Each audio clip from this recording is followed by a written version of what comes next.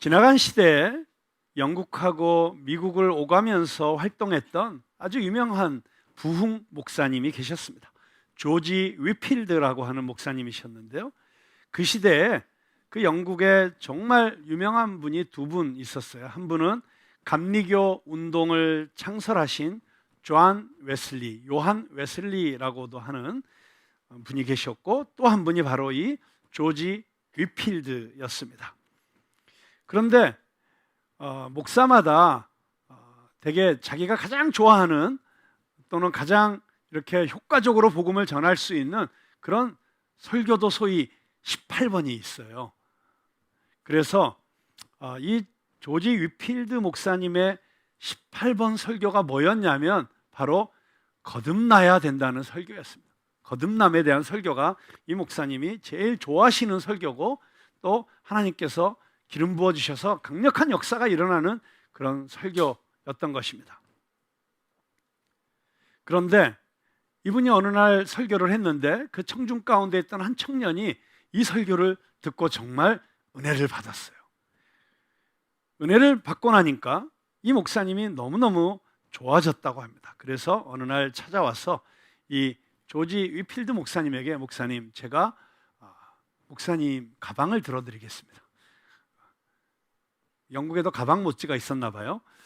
어쨌든 자기가 이 voluntery secretary, 이 자원에서 무보수로 봉사활동을 하겠다, 목사님 가는 데마다 가방 들고 쫓아다니겠다, 이렇게 요청을 했습니다. 목사님이 뭐 거절하실 이유가 없었죠. 그래서 이 목사님을 이 청년이 따라다닌 거예요. 근데 처음엔 너무 좋았죠. 뭐 가는 데마다 막 뜨겁고 정말 은혜 받고. 그런데 문제는 보니까 이 조지 위필드 목사님이 가는 데마다 늘 이 설교만 하시는 거예요. 그래서 어느 날 한 70번 정도 이 거듭남에 대한 설교를, 똑같은 설교를 듣고 난 다음에 이 청년이 드디어 참을성이 한계에 도달을 했습니다. 그래서 설교하는 목사님을 딱 붙잡고 이렇게 당돌하게 얘기를 했다고 합니다. 아니 목사님, 지금 이 설교 몇 번째 하신 줄 아십니까? 제가 들은 것만 해도 70번입니다. 다른 설교는 없으신 겁니까? 아니 언제 새로운 설교를 하시겠습니까? 그때 조지 위필드 목사님이 이 청년을 바라보시면서 이런 역사에 남을 유명한 대답을 하셨습니다. 내가 왜 이 설교를 또 반복하고 반복해서 하는 줄 아느냐? Because. 그래서부터 영어로 해야지 좀 더 느낌이 오겠죠? Because you must be born again. 네가 거듭나야 되기 때문이다. 네가 거듭나야 되기 때문이다. 제가 지난주에 거듭남에 대한 설교를 했습니다. 그런데 설교를 하고 나니까 오히려 설교하기 전보다도 이 거듭남에 대한 이 주제로 계속해서 너무 많은 말씀들과 영감이 떠오르고, 또 계속해서 또 제가 이 거듭남에 대한 주제로 더 스터디를 하고 있는 저 자신을 발견하게 되었습니다. 왜냐하면 이 거듭남이라고 하는 주제가 너무나도 중요한 주제이기 때문입니다. 거듭남이야말로 우리 기독교 신앙의 시작이요 끝이라고 할 수 있습니다. 거듭남이 없이는 기독교 신앙의 본질에 접근할 수가 없습니다. 거듭남에 대한 확실한 지식과 체험이 없으면 우리는 신앙생활하다가 늘 흔들릴 수밖에 없고, 또 신천지 이단이나 구원파 이단이 와서 건드리면 미혹당할 수밖에 없습니다. 거듭남이 얼마나 중요하기에 예수님께서도 자기에게 한밤중에 찾아온 니고데모에게, 그리고 사실 니고데모라고 하는 그 당시의 사회의 지도층, 정말 모든 이스라엘 백성들이 따르는 랍비, 중요한 사회적 이슈에 대한 여론을 형성할 수 있는 이런 오피니언 리더, 이런 사람이 찾아왔으면 얼마나 나누고 싶은 이야기가 많이 있었을까 생각해 볼 수 있지 않습니까? 그런데 니고데모는 예수님과 이런저런 이야기들을 나누고 싶어서 찾아왔는데 예수님은 단도직입적으로 거듭남에 대한 이야기를 꺼내십니다. 네가 거듭나지 않으면 하나님 나라 볼 수 없다. 3번이나 반복해서 말씀하십니다. 내가 거듭나지 않으면 하나님 나라에 들어갈 수 없다. 내가 물과 성령으로 거듭나지 아니하면 이 생명을 얻을 수가 없다. 그런데 이 예수님께서 다른 모든 부수적인 주제들을 다 제껴놓고 단도직입적으로 이야기를 시작하시니 거듭남에 대한 이야기를 니고데모가 이해를 못합니다. 그리고 당황합니다. 너무 당황하니까 엉뚱한 소리를 하는 겁니다. 어떻게 사람이 거듭날 수 있습니까? 어머니 뱃속에 들어갔다가 다시 태어나야 됩니까? 자기도 말이 안 되는 소리인 줄 알면서 막 하고 있는 거예요. 당황하면 이상한 소리들이 막 나오잖아요. 근데 여러분, 여기서 예수님께서 말씀하신 거듭남이라고 하는 것이 정말 무엇입니까? 니고데모도 이해를 못했는데 그 당시에 최고의 종교학자였고, 그리고 종교적인 그 모든 영역에서 지도자의 역할을 했던 니고데모도 제대로 이해를 못했는데, 혹시 여러분은 이해하고 계신가요? 거듭남이 무엇입니까? 여러분, 그런데 문제는 이 거듭남이라고 하는 것은 거듭나 본 사람만이 알 수 있다는 것입니다. 거듭나 보지 못한 사람은 거듭남에 대해서 아무리 제가 설명을 하고 설득을 하고 해도 이해가 안 돼요. 이게 지식의 문제가 아니라 체험의 문제인 것입니다. 거듭남에 대한 교리를 100가지로 정리를 딱 해놓고 이걸 잘 외워서 시험 봐서 90점 이상이면 합격, 그러면 거듭났다고 인정해주는 라이센스를 발급해주면 좋겠는데 이게 그렇게 안 된다는 것입니다. 이 거듭남에 대한 지식은 도서관에서 얻어지는 것이 아니고, 또 종교적인 어떤 훈련을 통해서 만들어지는 것도 아니고, 인간적인 어떤 방법으로도 얻어질 수 있는 것이 아니기 때문에 이게 설명이 안 되는 것입니다. 여러분, 근데 우리 신앙생활에 있어서 가장 중요한 것들은 말로는 설명이 안 되는 경우가 대부분입니다. 그래서 이 말로는 설명이 안 되는 이런 어떤 체험, 이런 어떤 실존, 이것을 표현하기 위해서 먼저 기독교를 받아들였던 서구의 신학자들은 이런 단어를 썼습니다. ineffable. ineffable. 그냥 말 그대로 말로는 설명할 수 없는 그런 뜻이에요. 하나님을 만났어요. 경험했어요. 어떤 변화가 일어났어요. 그런데 이게 뭔지를 설명하려니까 내가 알고 있는 지식으로 설명이 안 돼. 내가 가지고 있는 단어로 설명이 안 돼. 여러분, 우리 동양 사상에서도 노장 사상의 본질이라고, 그 근본이라고 할 수 있는 도덕경 같은 데 보면 이렇게 시작을 해요. 도가도, 불가도, 명가명, 불가명. 이걸 더 실감나게 들으려면 중국어로 얘기를 해야죠. 따오커따오, 뿌꺼따오, 민커밍, 뿌커밍. 무슨 뜻입니까? 도를 도라고 말하는 순간 이미 도가 아니고, 이름을 부르는 순간 이미 이름이 아니다. 정확한 이름이 아니라는 거예요. 말하는 순간 그 말이 어떤 걸 표현하긴 하지만, 그러나 오히려 그 말 때문에 본질이 가려지게 되고 왜곡될 수 있다는 현상을 그냥 동양 사상에서도 그렇게 이야기하고 있어요. 그러니 지금 예수님께서 말씀하시는 것처럼 땅의 일을 그렇게 말하는 것도 어려운데 하늘의 일을 이 땅에서 인간의 언어로 말하려니 얼마나 어렵겠습니까? 사실은 불가능한 것이죠. 그래서 이렇게 말로 설명할 수 없는 이런 현상에 대해서, 또는 이런 어떤 본질적인 것에 대해서 이거는 이겁니다라고 말하지 않고 오히려 이거는 이게 아닙니다라고 말하는 방식으로 이런 더 진리에 가까운 설명을 하려고 노력을 했던 것 같습니다. 그러니까 거듭남에 대해서도 어떤 의미에서는 거듭남은 이런 것입니다라고 이야기하기보다는 제가 거듭남은 이게 아니에요 라고 말하는 게 더 이해를 여러분들이 쉽게 더 이해할 수 있는 통로가 될 수 있다는 것이죠. 그런 의미에서 제가 이게 거듭남이 아니라는 걸 설명할 수 있는 아주 가장 극적인 예를 하나 소개할까 합니다. 그래서 제가 존경하는 목사님께서 미국에서 이민 목회를 하시는데 워싱턴에서 목회를 하셨어요. 그런데 그 이민 목회할 때 그 발견한 사실은 미국 사람들이 제일 좋아하는 레크레이션이 미식축구라는 거예요. 미식축구를 하는 것도 좋아하고 또 미식축구를 보는 것도 좋아하고.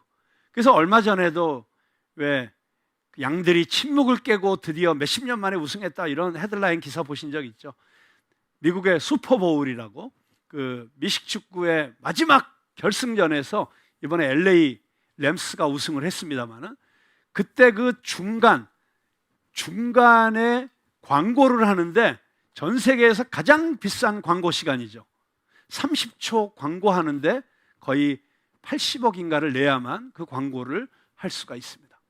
그렇게라도 하고 싶은 이유는 단일한 스포츠 경기로서 가장 많은 사람들이 시청을 하고 있기 때문에.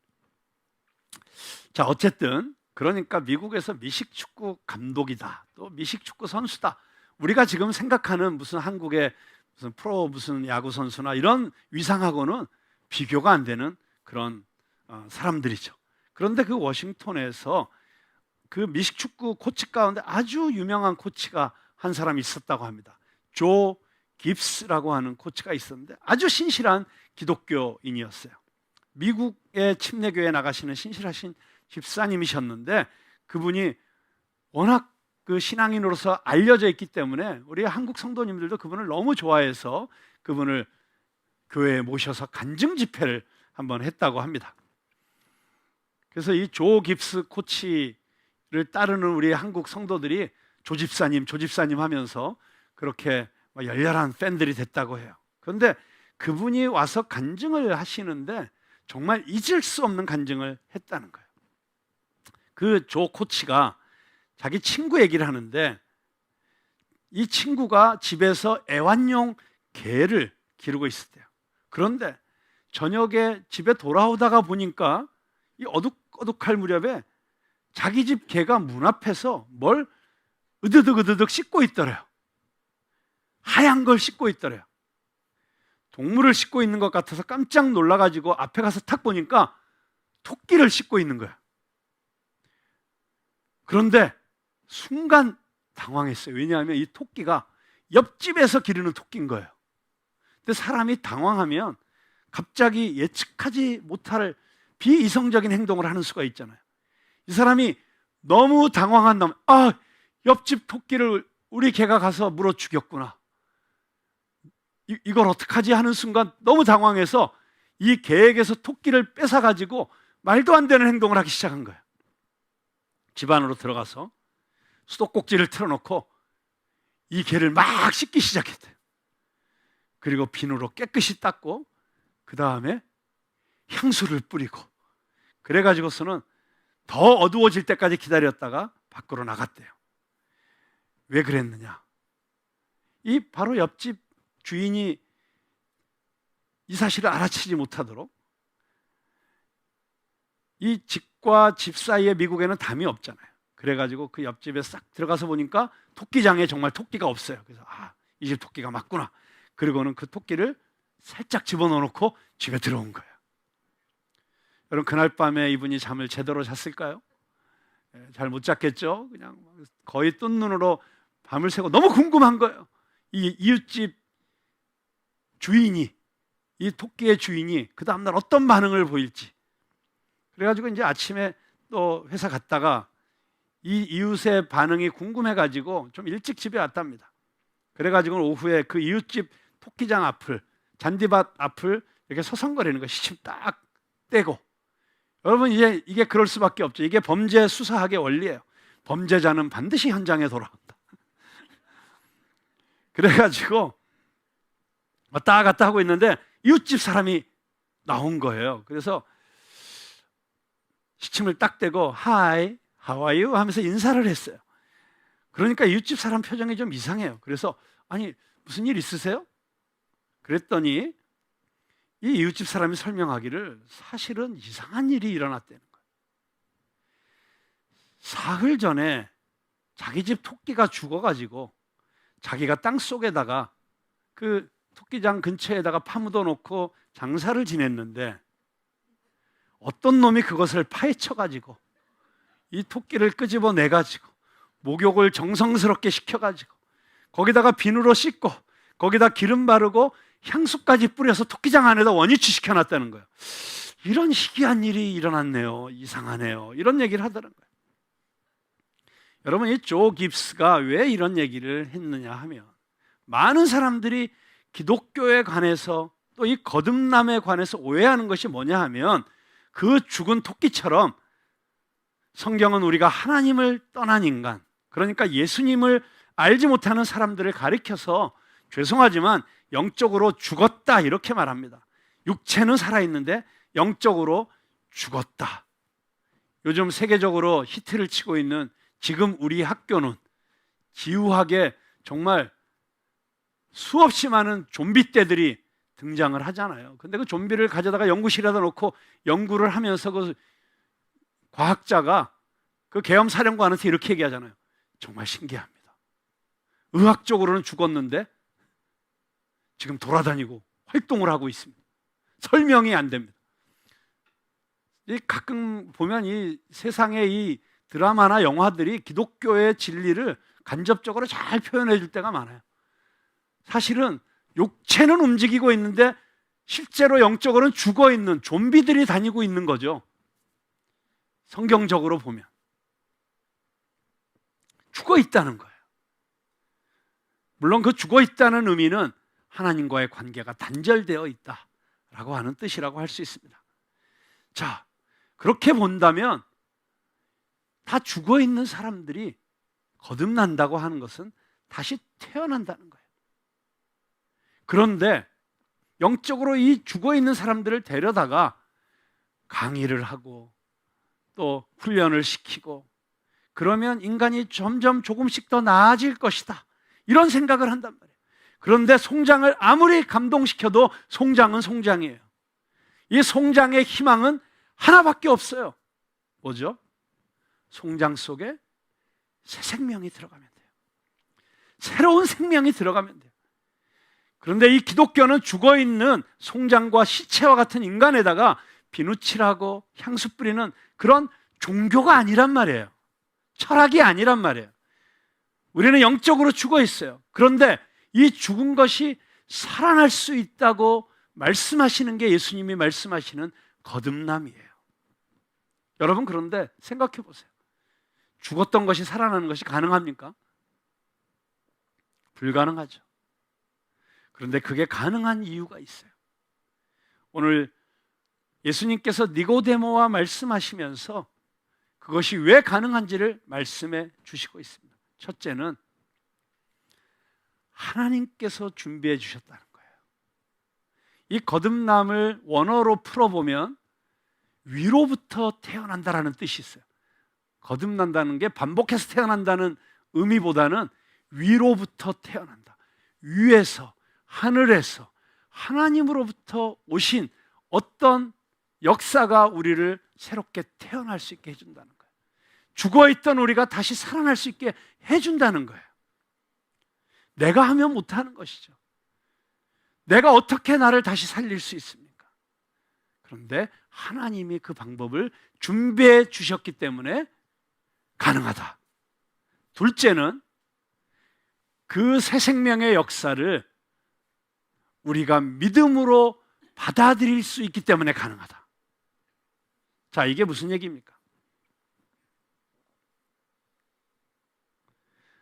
하나님께서 나의 죄악된 본성, 그리고 원죄로 인해서 죽을 수밖에 없는 이 운명의 사슬에서 끊어주시고 다시 태어날 수 있도록 준비를 해주셨는데 그것이 바로 십자가라는 것이죠. 우리를 이 저주와 심판과 죄악에서 건져내시도록 하나님이 다 준비해 주셨다는 거예요. 여러분, 이게 거듭남의 축복입니다. 마치 내가 육신적으로 처음 이 세상에 태어날 때 내가 결정해서 태어난 게 아닌 것처럼. 여러분, 오늘날 대한민국이 이렇게 전 세계에 이렇게 주목을 받는 이런 매력 있는 나라가 될 거라고 생각하고 한 70년 전, 80년 전에 나는 대한민국에서 태어날 거야, 이렇게 결정하고 태어나신 분 있으면 손 한번 들어보세요. 아니, 한 20년 전, 30년 전에만 태어나실 때도 나는 한국에서 태어날 거야 라고 결정해서 태어나신 분 계세요? 아니면 여러분의 성씨를 여러분이 결정해서 태어나신 분이 계십니까? 나는 곽씨성을 가진 목사님 집에서 태어날 거야, 이렇게 해서 태어난 사람 아무도 없죠.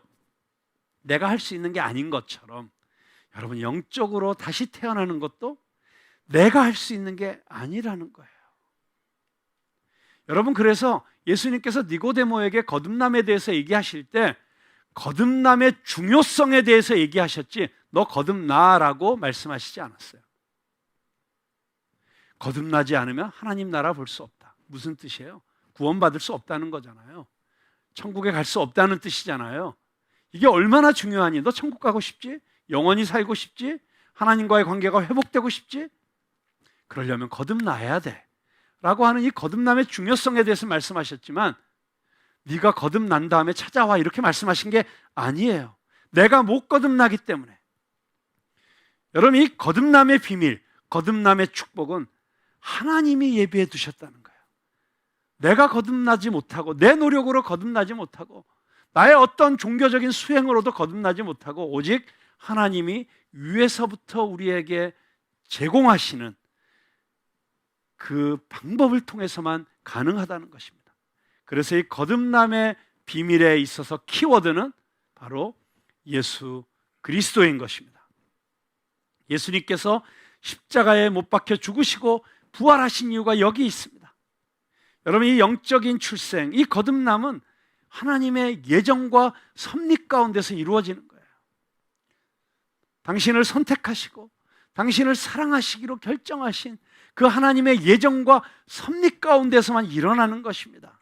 여러분, 그래서 하나님의 예정이 없이 나의 구원은 이루어지지 않습니다. 자, 그런데 이 하나님께서 예정해 놓으신, 준비해 놓으신 이 거듭남의 축복이 어떻게 나에게 임할 수 있느냐? 하나님께서는 그 조건으로, 그 방법으로 다른 어떤 것을 요구하지 않으셨어요. 딱 하나만 요구하셨죠. 그게 뭐죠? 믿음입니다. 믿음. 내가 이 거듭남을 어떻게 경험할 수 있는가? 이 거듭남을 통해서 나에게 주어지는 이 구원의 축복을 내가 어떻게 소유할 수 있는가? 내가 어떻게 하나님과의 관계를 회복하고 영원한 생명을 누릴 수 있는가? 믿음을 보이면 하나님께서 내가 너를 거듭나게 해주겠다 이렇게 약속하신 거예요. 내가 믿고 받아들이고 십자가를 바라보기만 해도 그 구원이 나에게 온다는 것입니다. 그러면서 설명해 주신 게 뭐예요? 광야에서 불뱀에 물린 사람들이 죽어갈 때 구리로 만든 놋뱀을 높이 들어 올리면 사람들이 그걸 바라보기만 하면 구원받은 것처럼 인자도 그렇게 들려야 하리라. 높이 십자가 위에 메어 달린 예수 그리스도를 바라보기만 해도 내 영혼 속에 죽음과 저주와 심판과 이런 모든 어둠의 세력이 가득 차 있는 이 썩어져 갈 수밖에 없는 본질상 진노의 자녀였던 내가, 저주의 뿌리를 받고 살아왔던 내가, 내 안에 선한 것이 하나도 없었던 내가 믿음으로 말미암아, 이 믿음으로 말미암아 새로운 생명이 내게 이동을 하고 이 구원의 축복이 내게 오고 구원이 내 안에서 이루어진다. 이것이 거듭남인 것입니다. 여러분, 그런데 이러한 거듭남은 육으로 이루어지는 것이 아니다. 다시 말해서 인간적인 노력, 인간적인 방법, 이 세상의 어떤 것으로는 절대로 되어지는 것이 아니다. 오직 성령으로만 이루어진다. 근데 니고데모가 이 성령으로 되어진다는 사실을 알아듣지를 못하니까 8절에서 어떤 비유로 설명을 하십니까? 바람으로 설명을 하시죠. 바람이 어디서 와서 어디로 가는지 알지 못하지만 우리는 바람이 부는 걸 알고 있잖아요. 여러분, 바람의 특징이 무엇입니까? 때로는 바람은 미풍으로 불기도 하고 태풍으로 불기도 합니다. 그런데 그 어떤 바람도 내가 조종할 수도 없고 일으킬 수도 없고 내가 그 강도를 조종할 수도 없고, 그래서 그거를 예수님은 어떻게 표현하십니까? 바람이 임의로 불되, 여기 임의라는 건 내가 조절할 수 없는 바람이 알아서 부는 거라는 뜻이죠. 두 번째, 알지 못한다. 여기 두 가지 뜻이 있죠. 첫째는 이 거듭남은 계속 말씀드리지만 내가 할 수 있는 일이 아니다. 두 번째는 신비롭다. 자, 여기서 저는 신비라는 단어 여러분이 주목하실 수 있기를 바랍니다. 여러분, 성령의 역사가 이렇게 신비로운 것입니다. 내가 거듭나고 싶다고, 내가 밤샌다고, 몸부림친다고, 그렇다고 거듭나는 게 아니라는 것이고, 심지어 내가 성경 공부를 열심히 하고 철야 기도를 하고 금식 기도를 한다고 거듭나는 것이 아니라는 것입니다. 물론 그런 것들을 통해서 거듭남의 은혜를 경험할 수도 있습니다. 그런데 그것 자체가 우리에게 거듭남을 주는 것은 아니라는 것입니다. 이것은 전적으로 하나님의 주권적인 역사라는 것입니다. 여러분이 예수 믿고 구원받은 것은 물론 내 노력도 있었고 내 갈등도 있었지만 그것보다는 본질적으로 하나님께서 선택하시고 하나님이 불러주셨고 하나님이 구원해 주신 것입니다. 이것은 하나님의 절대적인 주권에 속한 것입니다. 바람이 임으로 부는 것과 똑같은 것입니다. 그런데 오늘 이 자리에 있는 저와 여러분이 그 하나님의 선택과 사랑과 그 하나님의 절대적인 주권을 믿음을 통해서 이해하게 되고 경험하게 되는 것입니다. 내가 이해해서 믿는 게 아니에요. 내가 이해하면 믿겠다고 하는 사람들 많이 있어요. 아니에요. 이 신앙의 신비는 내가 공부해서 깨달아서 그래서 믿음에 이르는 게 아니고 내가 믿어서 알게 되는 거예요. 알기 위해서 믿는 거예요. 믿어야만 알 수 있는 영역이 있는 거예요. 또 하나의 아주 신비로운 일은 오늘 여러분이 이 교회에 나왔다고 해서 아마 이 자리에 처음으로 교회에 나오신 분들도 있을 거예요. 그러면 여러분의 구원의 역사가 오늘부터 시작된 것이냐? 아니에요. 하나님은 여러분이 이 세상에 태어나기도 전에 선택하셨어요. 그리고 오늘 이 자리로 불러주신 것이에요.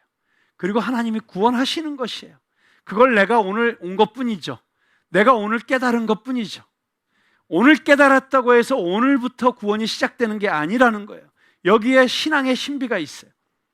바람이 임으로 불면 어디로 와서 어디로 가는지 모르는 것처럼 하나님의 사랑은 신비하고 하나님의 선택도 신비한 거예요. 도대체 어떻게 내가 이 자리에 와 있지? 아니, 내가 어떻게 목사가 됐지? 아니, 내가 어떻게 이 교회에서 이렇게 신앙생활을 하고 있지?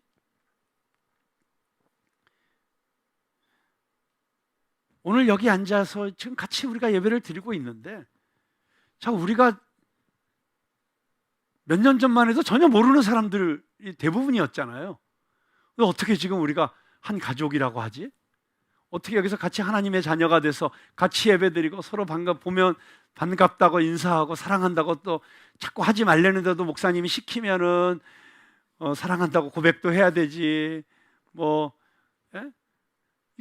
이게 도대체 무슨 일이지? 여러분, 생각하면 생각할수록 신비로운 거예요. 그래서 우리가 부르는 찬송이 있잖아요. 아, 하나님의 은혜로 이 쓸데없는 자 왜 구속하여 주는지 난 알 수 없도다. 알 수 없는 거예요. 왜 눈물이 흐르는지. 여러분, 거듭남을 깨닫는 순간부터 이 하나님의 사랑과 은혜에 대해서 자꾸 그냥 눈물이 나는 거예요. 그리고 자꾸 과거가 해석이 돼요. 전에는 왜 내 인생은 이랬을까? 왜 나는 하필이면 이런 집안에서 태어났을까? 왜 나는 내가 원하는 대학에 가지 못했을까? 왜 나는 내가 가고 싶은데 가지 못했을까? 그렇게 원망과 불평과 후회로 가득 차 있던 사람들이 자꾸 해석이 돼요. 아, 하나님의 은혜였구나. 하나님의 뜻이었구나. 현재 내가 당하고 있는 고난에 대해서도 이해가 돼요. 아, 하나님의 사랑 때문에 내가 고난을 받는 것이구나. 내 과거가, 이렇게 쓰라린 과거가 바로 하나님 당신을 만나기 위한 것이기 때문이었군요. 그러면서 이상하게 내 삶에 변화가 일어나기 시작해요. 사람이 더 독해지지 않고 점점 순해져 가요. 내 말이, 거칠었던 말이 부드러워져 가요. 미움으로 가득 찼던 사람이 그 마음이 사랑으로 점점 채워지기 시작하고, 이렇게 하나님의 은혜를 옷 입게 되면서부터 내가 병들었던 것, 내가 실패했던 것, 내가 원하는 대로 다 이루어지지 않았던 것까지도 다 이해가 되고, 그래서 감사가 되고 찬양이 흘러 넘치게 되는 것이죠. 그러다 보니까 세상 사람들이 예수 믿는 사람들을 보면 약간 미쳤다 그래요. 아니, 지금 이런 상황에서 당신이 어떻게 좋아할 수가 있냐는 거예요. 어떻게 웃을 수가 있냐는 거예요. 어떻게 기뻐할 수가 있냐는 거예요. 여러분, 그런데 이게 바로 거듭남의 비밀이에요. 여기 지금 앉아 계시는 분들 다 똑같이 앉아 계시지만 아마 여기에 와 앉아 계시는 이유도 여러 가지일 거예요. 이 중에 어떤 분들은 친구의 강권에 못 이겨서, 또는 부인이 제발 이번 한 번만 가자고 하니까, 또는 부모님께서 너무도 간절히 소망하시니까 가주는 차원에서 오신 분들이 혹시 여기 계실 수 있습니다. 나도 오늘 와 좋습니다 하시는 분들 한번 손 한번 살짝 한번 손 들어보세요. 네, 이럴 때 손 드시면 안 되죠. 네. 근데 두 번째, 이런 분들도 아마 있을 거예요. 왠지 요즘 마음이 울적하고 코로나 때문에 장사도 안 되고 주변도 복잡하고, 그런데 생각해 보면 야, 앞으로 내 인생 내가 어떻게 살아야 되나? 자기 스스로 이 인생의 무게를 감당할 자신이 점점 없어지고, 그러니까 그게 꼭 하나님이든 뭐 아니든 뭐라도 믿어보고 싶으니까 그냥 그런 마음으로 오신 분들도 혹시 이 자리에 있으실 수 있다고 생각을 합니다. 세 번째로 아마 이런 분들도 계실 거예요. 그냥 습관적으로 오신 분들, 그냥 늘 왔으니까, 안 오면 이상해서, 안 오면 찝찝해서, 또 어릴 때부터 부모님 따라서 교회를 다니다 보니까 이제는 교회 안 나가면 뭔가 캥겨서 뭐 이래서 오신 분들도 계실 거예요. 그런데 아마 이 안에는 이런 사람도 있을 겁니다. 막 흥분해서, 감격해서, 마치 밭에서 보화를 발견하고 그걸 덮어놓고 나서 빨리 달려가서 자기 집을 팔아가지고 다시 그 밭을 사러 오는 사람처럼, 어제 수십억짜리 로또를 맞아가지고 사람들에게 이거를 막 말하고 싶어서 막 누구를 찾아서 달려가는 사람처럼, 정말 말할 수 없는 기쁨, 말할 수 없는 감격을 가지고 여기 오셔서 앉아 계시는 분들도 있을 것입니다. 여러분, 그런데 하나님은 1, 2, 3, 4 네 부류의 사람 중에 누구를 제일 사랑하실까요?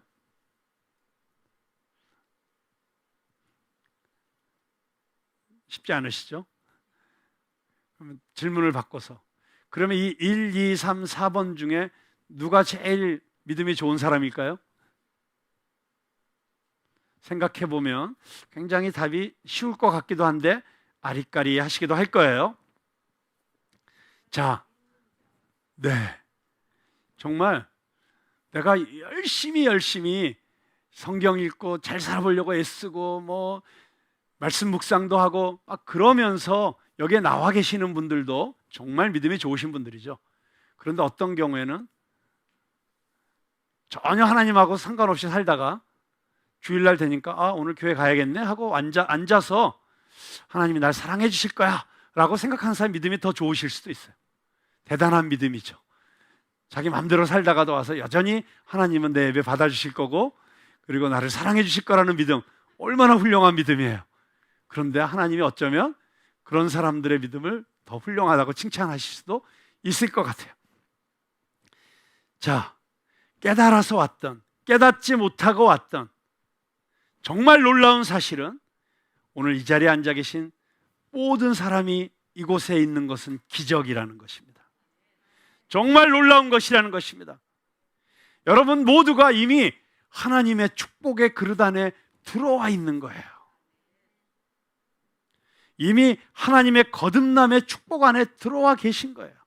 비록 오늘 하나님의 이 거듭남의 진리를 정확하게 깨닫지 못하고 내 마음에 거듭남의 확신은 없다고 할지라도, 또는 거듭남을 통해서 내게 일어날 수 있는 어떤 체험은 아직 못 해봤다고 할지라도, 여러분들이 다음 주일, 그 다음 주일 계속 이 예배에 참석해서 하나님의 말씀을 듣고 함께 찬양을 부르고 하나님의 기름 부으심의 사건에 계속 동참하다 보면 어떤 일이 생기는가?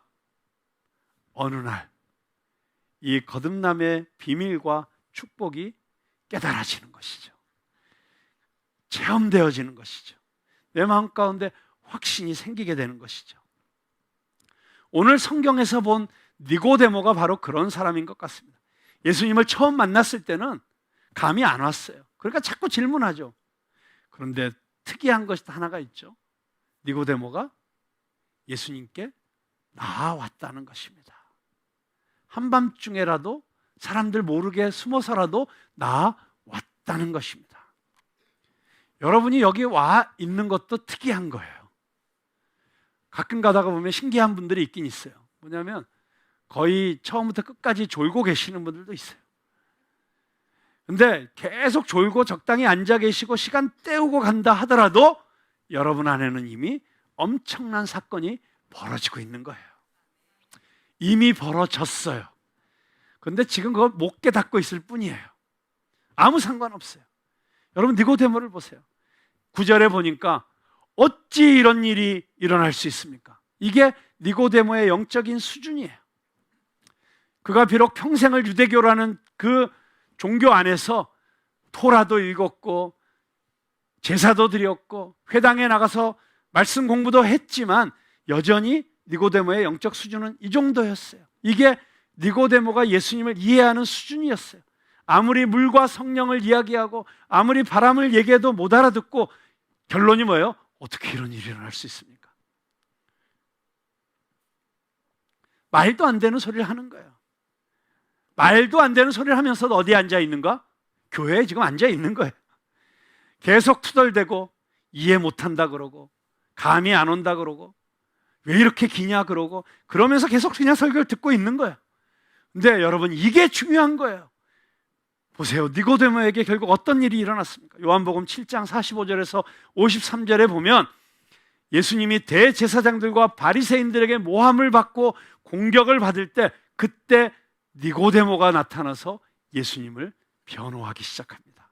변해가고 있는 게 보여요. 그러다가 지난주 말씀드린 것처럼 19장에 보니까 예수님께서 십자가에서 처형당하고 난 이후에 제일 먼저 찾아와서 그 시체를 달라고 해서 시신을 염하고 향품으로 처리하고 세마포로 감아서 새 무덤에다가 안치를 하는 이런 일을 하고 있습니다. 결국 니고데모는 이해 못했지만 첫 만남에서는 예수님의 말씀을 다 깨닫지도 못하고 이해하지 못했지만 계속 예수님 주변에 있었고 예수님 말씀을 들었고 그리고 그러면서 점점 예수님께 가까이 가기 시작했고 그러던 어느 날 그의 삶에 근본적인 변화가 일어난 것입니다. 저는 이 자리에 계신 여러분 모두에게 그런 일이 일어나게 되기를 주님의 이름으로 축원합니다.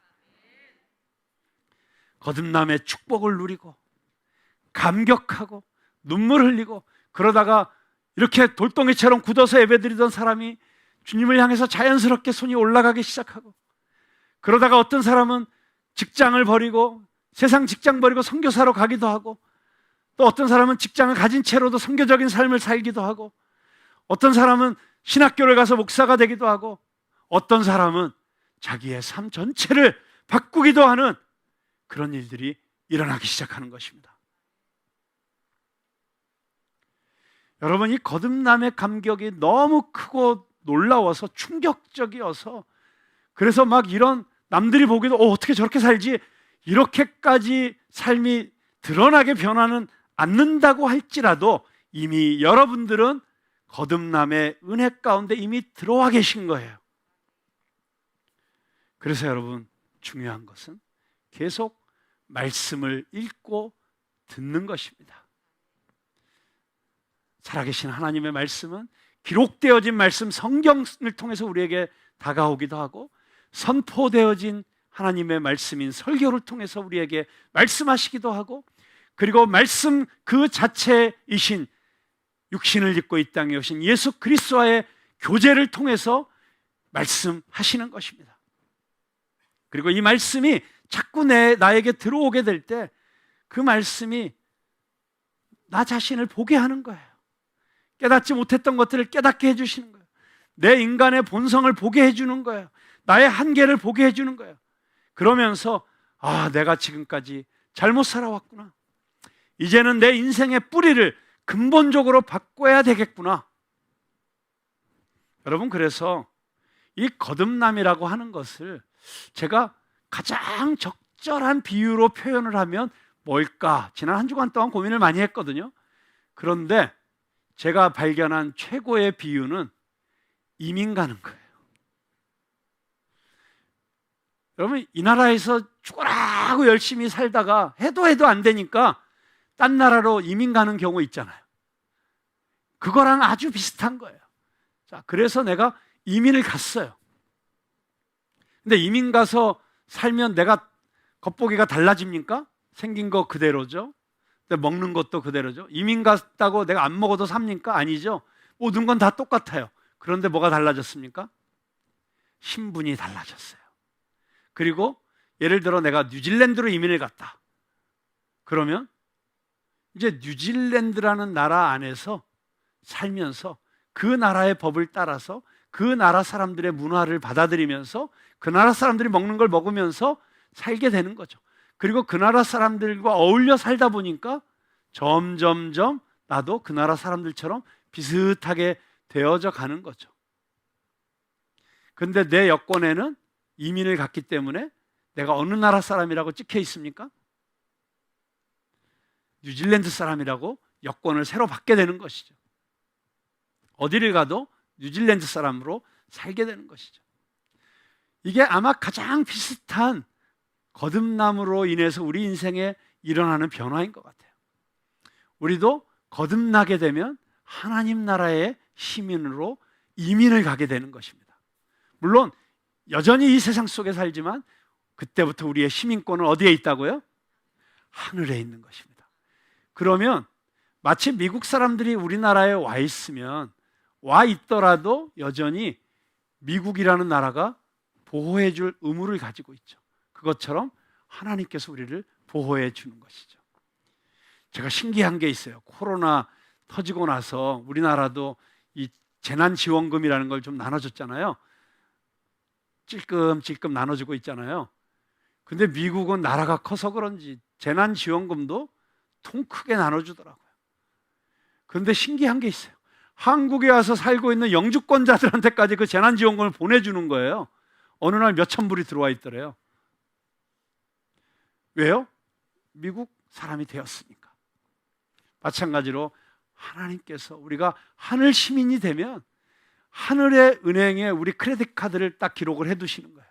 그래서 내가 땅에서 풀면 하늘에서 풀고, 이게 뭐예요? 우리에게 하늘나라 신용카드를 주신다는 얘기 아니에요. 이런 놀라운 일들이 일어나기 시작하는 것이죠. 어찌 이런 일이 있을 수 있겠습니까? 정말 정신 못 차리고 헷갈려 했던 한 바리새인 니고데모의 그 이후에 변화된 삶을 보면서 우리는 하나님의 나라 안에서 새롭게 태어나는 사람들에게 앞으로 어떤 일이 일어날 것인지를 짐작할 수 있게 됩니다. 저는 여러분 안에 성령의 폭탄이 터지는 일이 있게 될 줄로 믿습니다. 말씀의 기적이 여러분에게 나타날 줄로 믿습니다. 그래서 아무 일도 하지 않으려고 손가락 까딱하지 않았던 사람의 손이 움직이기 시작하고, 눈이 떠지고 귀가 열리고, 전도하러 가지 않았던 사람이 전도하러 가고, 전도할 줄 몰랐던 사람이 입이 열려서 전도도 하게 되고, 자기의 물질도 바치고 시간도 바치고, 아니 자기의 삶을 송두리째 바치는 이런 일들이 벌어지는 거예요. 여러분, 이게 부활이에요. 이게 새 생명이에요.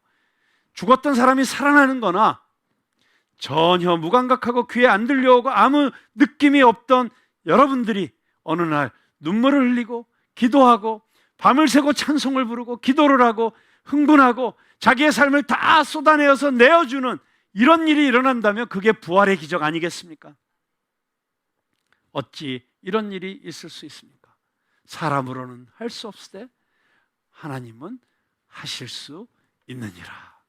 그 하나님의 은혜가 여러분에게 임하시게 되기를 주님의 이름으로 축원합니다.